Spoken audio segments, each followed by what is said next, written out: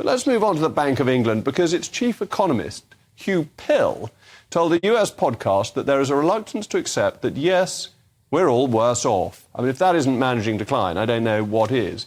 He continued to say that the refusal to take our share was exacerbating inflation, citing demand for higher pay and business price rises as sources for further price increases. But the bank's job is to keep inflation at its target rate of 2%. In the year to March, it was 5 times above that target. Now, I went earlier today to a brilliant presentation by Politeia, where Tim Congdon, who is the doyen of monetarist economists in this country, raised the question, the Monetary Policy Committee unanimous in error. He pointed the finger of blame firmly at the Bank of England. It has failed in its one task of keeping inflation low and is now blaming all of us. But I've got my brilliant panel made up of the pugnacious former editor of The Sun, Kelvin MacKenzie, and the co-founder of Novara Media, Aaron Bastani. Aaron, can you defend the Bank of England, or has it just bungled? Well, it's one of those issues where I suspect the three of us would agree that this is absolutely outrageous. Nobody wants high inflation. But for somebody of that seniority in a national, in a central bank, which is what the Bank of England is, to say that, look, you need to get poorer is astonishing. And the subtext to all of this has been over the last 6 months, you aren't getting poorer quickly enough. We have high inflation, but you need to get even poorer, even more quickly, so we can get it under control. And that's been the whole vibe around wage restraint. Now, we probably do disagree about the wage restraint bit. But yeah, the fact that he can say this overtly, I just find astonishing, frankly. And I think it really speaks to the fact that institutions in this country, economic, political, and indeed cultural, broadly feel that they're insulated from public accountability and scrutiny. We can just say these outlandish things, which everybody disagrees with, but there'll be no consequences. But isn't this, Kelvin, the problem? That we've thought now for some years that politicians can't be relied upon to make decisions. So we'll give them to clever people who will be able to work it out, devoid of the grubby business of politics. And then they turned out to be insufferably arrogant and think we should get poorer. Well, hold on a second. Look, we are going to get poorer, and we probably have to be poorer. We spent 18 months sitting on our rear ends with the government funding a lack of production. We called it a lockdown. It was a complete disaster. That cost us billions we don't have.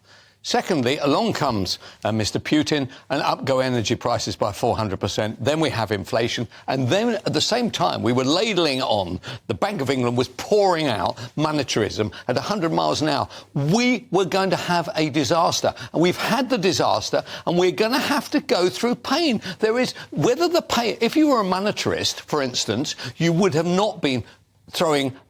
So if you don't do that, if you don't throw money at everything, right, then we stood a very good chance of controlling it earlier. The pain would have been a lot worse. We are in a situation now where we have a quasi-recession, but what we don't have is we don't have unemployment. So although there is poverty, and people are poorer, they're not as poorer as if we had this 40 years ago. But it's the Bank of England who poured this money on and kept on pouring it on. Absolutely. And didn't deal with the way the Americans dealt with it. We said, we have a problem, we have to try and stop this inflation. What we're going to do is we're going to jack up interest rates. Now, so I agree with you, but I don't agree with the sense that somebody shouldn't actually say what the truth is. The truth is, whether you're a billionaire, yeah, you can take a bit of poverty, right? And if you're at the bottom of the land, it's tough. But actually, universal credit was raised, wasn't it, by 10%, right? Yeah. So, and actually, there is money, £370, I think, going out in 3 tranches. Minimum wage went up by 10% as well, yeah. So they are making the effort to make sure. But overall, our country is poorer and our people are poorer. And I don't see how that can be addressed until we get inflation under control. They have done a bad job. That guy who's the Bank of England governor, shocking. His previous job of the Financial Conduct Authority, terrible. Well, so he is a poor guy to run this country. But to say that, you can carry on being wealthy, carry on having 20% pay hikes and all the rest of it is not a goer. One of the things Tim Congdon said in his speech today was that the Bank of England governor should be held to account, and the chairman of the MPC say that if they fail to meet the 2% target by a long way, then actually their jobs should be at risk. Because currently, if you're the governor of the Bank of England, you're there for 8 years, nothing can remove you, and it doesn't matter how bad you are at the job. Can that be right, to have unaccountable people making such important decisions? No, it's a gravy train. And, you know, your party... I'm not attacking you, Jacob, so don't worry, but your party came in 2010, the Conservatives, albeit in coalition with the Liberal Democrats, and said, we'll have a bonfire of the quangos. And to me, this is everything that's wrong right now with contemporary British politics. We have somebody who's unelected, who decides...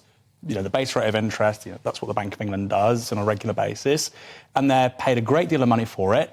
And if this set of powers was with elected politicians, as it used to be, then they say something daft like this and they don't meet their targets, they get the boot from the electorate. Now, you might say, well, they're saying the right thing and it might be unpopular. That's how it works in a democracy. I do find it extraordinary that somebody like Andrew Bailey on about £450,000 a year, before pensions, before all the rest of it, can basically not do his job. It's like a CEO overseeing a failing company, and there's no comeuppance for it. And don't you think that actually the politicians are held responsible anyway, because people whose prices have gone up and whose income hasn't aren't sitting there saying it's Andrew Bailey. They're saying it's the government. But isn't the truth about the matter? Can I just, because I want to come to you... I think that's absolutely right. And it's one of those things which, look, everybody in politics over the last 25 years has agreed that, yes, of course, central bank, you know, having independence, isn't it fantastic, isn't it wonderful? I think if inflation stays really high, let's say above 6-7% into the beginning of next year, I do think there needs to be a conversation about, well, actually, is this a smart way to run the economy? Because if we have, say, the base rate of interest beginning of next year, because, look, they're going to keep on increasing it until we get inflation down. That's what they're meant to do anyway. We could be looking at something like 6-7% base rate of interest. And for people saying, well, it was so much higher in the early 1990s, well, people are so much more leveraged on debt because house prices are so much higher. So it's going to feel like the early 1990s, and that will harm politicians. You're right. On the early 1990s, Kelvin, you believed in accountability. You were editor of The Sun. What did you say to John Major after we left the exchange rate mechanism and he rang you up? Well, do you know what's bizarre? What used to happen, it doesn't happen now, but that's because the circulation was 4 million a day and it was considered powerful, The Sun. On the day that the interest rates literally went up from, say, 4 or 5% up to 15%, right, he called me up and he said... and he fought it. He fought it, actually, completely wrongly, took on the market and he lost. He rang up and said, why would you call the editor of The Sun up about this? Anyway, he called me up and he simply said, tell me, how's it all going to play tomorrow, Kelvin? What are you going to do? I said, well, I've got a bucket on my desk, Prime Minister, and I'm going to pour it all over you. And he paused for a second and said, oh, you are a wag. Right. But, look, this wouldn't happen today, first of all, because The Sun only sells about 4 copies a day, so that's the end of that. And people only pay issue because of Rupert Murdoch owning it. But it is an important moment. I love the idea of the Bank of England government being called to say, well, this is what your job is. What have you done? Isn't the truth about the matter is that actually the Bank of England governor isn't independent and can't possibly be, and he has on the phone Jeremy Hunt or whoever preceded him saying, honestly, we can't take any more of this heat. I'm afraid you're going to have to calm this down. And isn't he a politician, really? Well, the Bank of England's only independent because an Act of Parliament says so, and Acts of Parliament can always be changed. But I think, Kelvin, you've got your bucket ready for the Governor of the Bank of England. And in private conversation, Kelvin's been willing to say what's in that bucket, but he's too polite to say it in family viewing time.